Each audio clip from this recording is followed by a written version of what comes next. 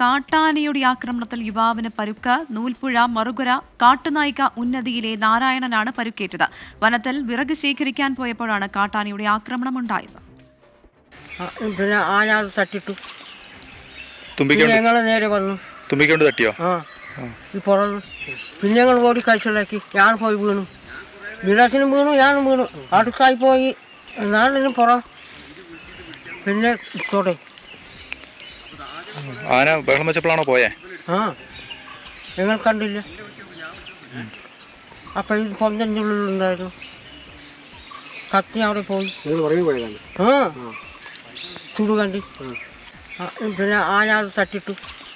ഇതിൽ നിന്ന് വിപിൻ, എത്രത്തോളം ഗുരുതരമായിട്ടുള്ള പരുക്കാണ് യുവാവിന് ഏറ്റിരിക്കുന്നത്? ഒപ്പം തന്നെ ഇവർ വിറക് ശേഖരിക്കാൻ ഉള്ളിൽ പോയപ്പോഴാണ് ഈ ആക്രമണം ഉണ്ടായതെന്നാണ് മനസ്സിലാക്കുന്നത്.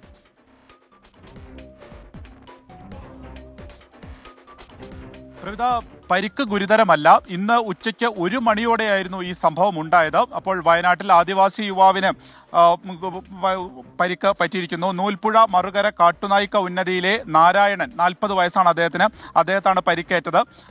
ഈ കാട്ടാന അതിൻ്റെ തുമ്പിക്കൈ കൊണ്ട് അദ്ദേഹത്തിന് പുറത്ത് അടിക്കുകയായിരുന്നു എന്നുള്ളതാണ് പറയുന്നത്.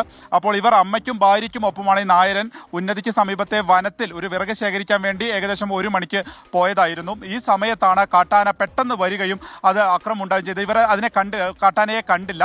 അപ്പോൾ തുമ്പിക്കൈ കൊണ്ടാണ് ആക്രമിച്ചത്. കാലിനും അതുപോലെ തന്നെ പുറത്തേക്കും അടിക്കുകയായിരുന്നു.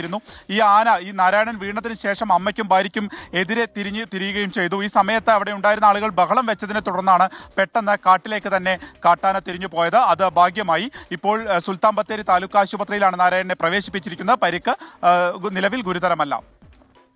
വിപിൻ സി വിജയനാണ് വയനാട്ടിൽ നിന്ന് വിവരങ്ങൾ നൽകിയത്. എന്തായാലും ആശ്വാസകരമായ വാർത്തയാണ്. ആ യുവാവിന്റെ പരിക്ക് അത്ര ഗുരുതരമല്ല എന്നാണ് പറയുന്നത്. അതെ, എന്നാലും ഓരോ ദിവസവും ഇത്തരം വാർത്തകൾ വരുമ്പോൾ ആശങ്ക ഒഴിയുന്നില്ല എന്നുള്ളതാണ് അല്ലേ.